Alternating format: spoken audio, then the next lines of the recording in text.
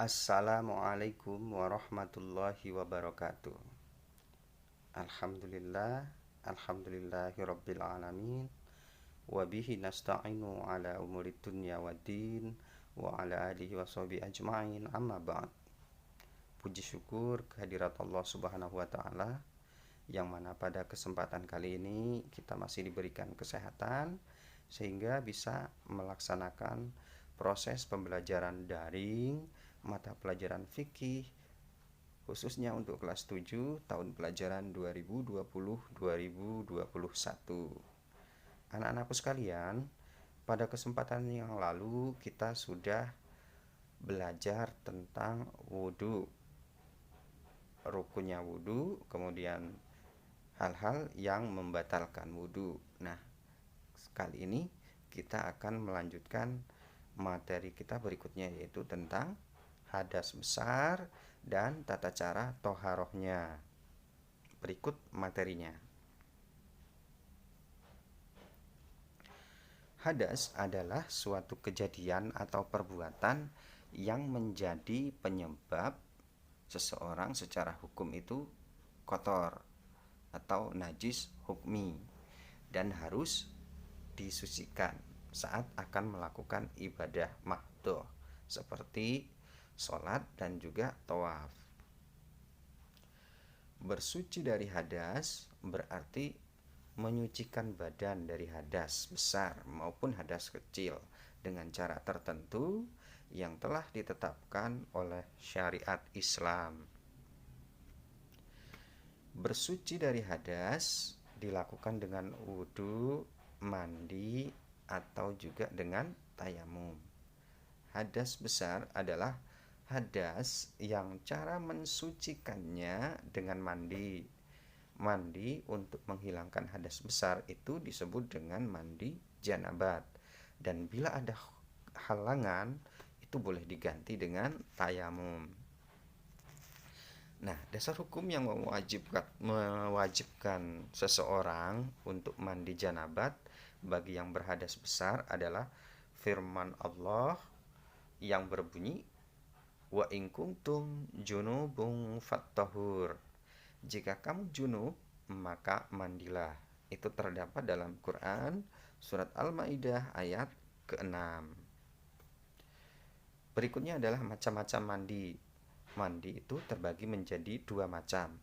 Pertama, mandi wajib.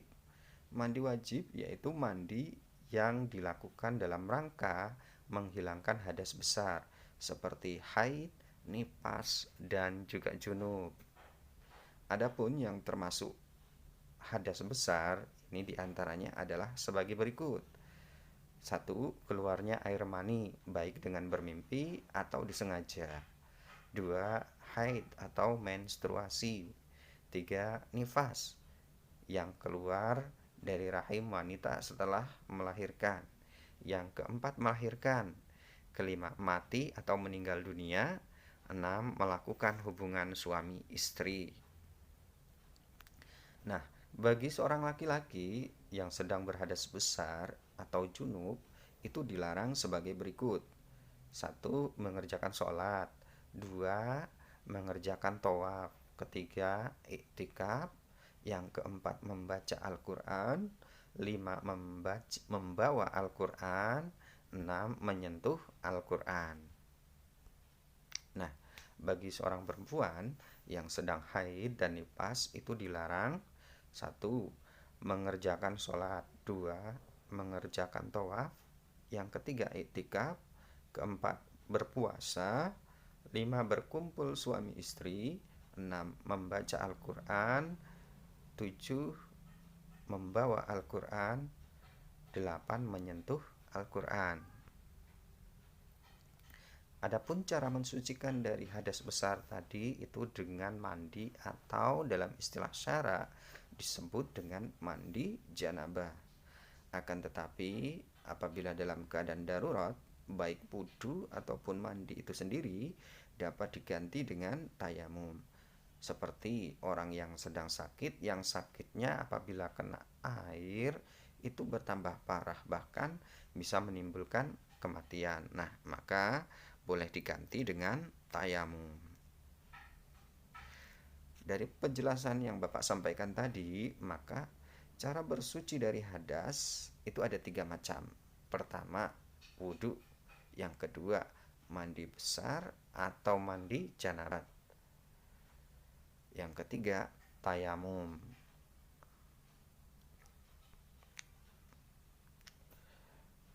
Berikutnya adalah mandi sunnah. Kalau tadi yang pertama mandi wajib, yang kedua adalah mandi sunnah. Mandi sunnah yaitu mandi yang dianjurkan, dilaksanakan mendapat pahala, dan jika ditinggalkan itu tidak menghalangi seseorang untuk beribadah. Adapun yang termasuk mandi sunnah adalah A. Mandi ketika akan melaksanakan sholat Jumat. B. Mandi 2 hari raya, yaitu Hari Raya Idul Fitri dan Hari Raya Idul Adha.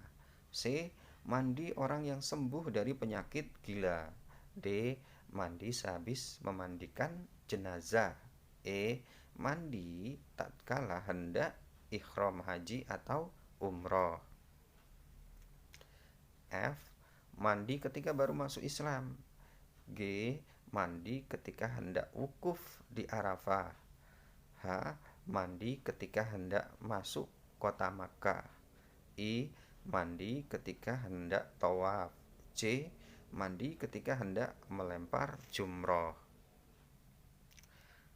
Berikutnya adalah syarat, rukun, dan sunnah mandi. 1. Syarat mandi. Yang A itu Islam, B itu mumayyiz. Mumayyiz itu artinya orang yang dapat membedakan mana yang baik dan juga mana yang buruk.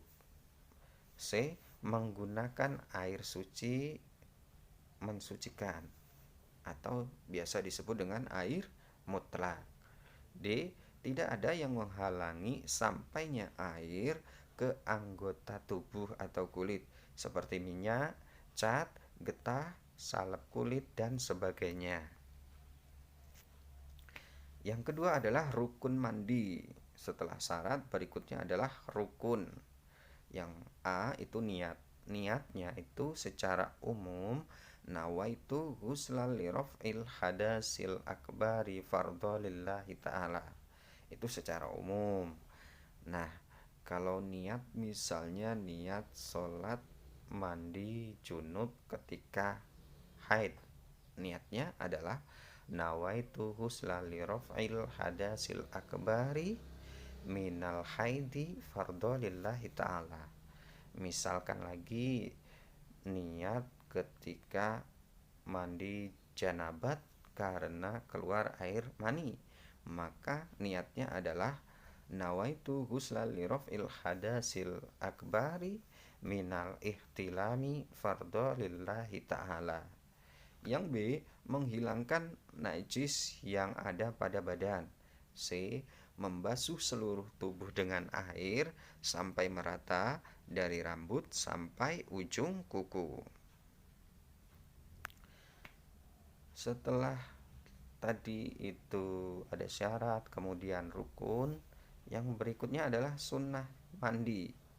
A. Membaca basmalah dan niat mandi sambil menyiramkan air ke seluruh anggota badan.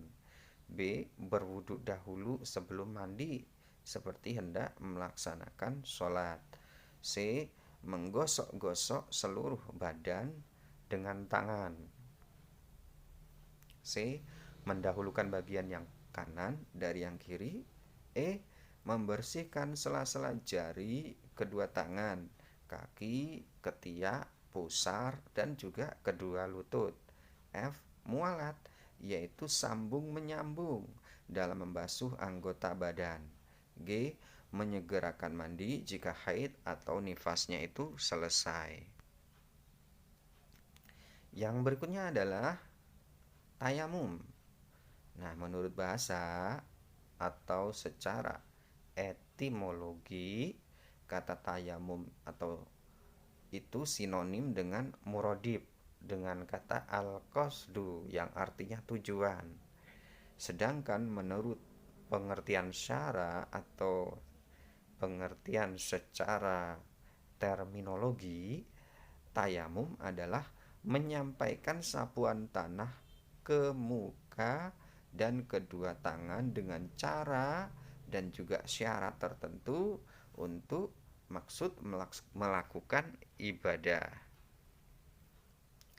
Yang kelima, cara bertayamum. Pertama, membaca basmalah dan juga berniat. Niatnya adalah nawaitu tayamumal istibahati sholati fardhu lillahi ta'ala. Bapak ulangi, nawaitu tayamumal istibahati sholati fardhu lillahi ta'ala. Artinya, aku berniat melakukan tayamum agar dapat mengerjakan sholat fardu karena Allah Ta'ala. Kemudian memukulkan atau menepuk kedua telapak tangan ke permukaan tanah dengan sekali tepuk. Berikutnya meniup kedua telapak tangan sebelum membasuhkannya ke anggota badan. Kemudian mengusap wajah dan kedua tangan, bukan telapak tangan ya. Berikutnya tertib dalam tayamum, yaitu dimulai dengan mengusap wajah dulu, lalu kedua tangan. Kemudian dikerjakan secara beriringan atau al-muwalah. Manfaat dan hikmah bersuci dari hadas. Pertama, hikmah wudhu dulu. A. Berwudu membiasakan hidup bersih bagi orang yang melakukannya. B. Menghilangkan kotoran yang dapat menjadi penyebab timbulnya penyakit. C. Menggugurkan dosa dari setiap anggota tubuh yang dibasuh oleh air wudu ya. D. Sebagai tanda umat Nabi Muhammad SAW dan akan bercahaya di hari kiamat nanti. Berikutnya adalah hikmah mandi. A. Menghilangkan kotoran-kotoran yang melekat pada tubuh manusia sehingga ia menjadi bersih dan sekaligus menjaga kebersihan badan. B. Memulihkan kesegaran badan sehingga menimbulkan kesegaran rohani. C. Menjaga kesehatan. D. Menjaga diri dari melakukan pelanggaran ajaran agama, khususnya yang tidak boleh dilakukan kecuali dalam keadaan suci.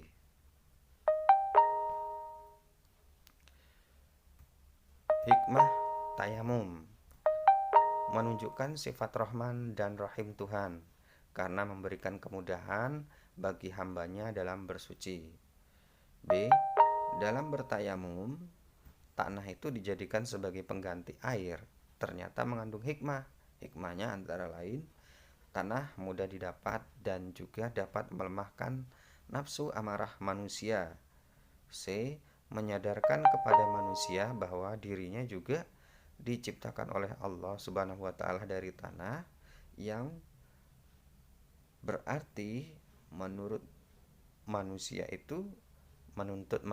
agar bersikap merendahkan diri dan tidak berlaku sombong.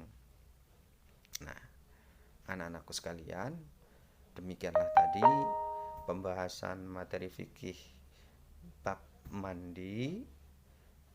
Insya Allah di pertemuan berikutnya kita akan membahas materi yang lainnya.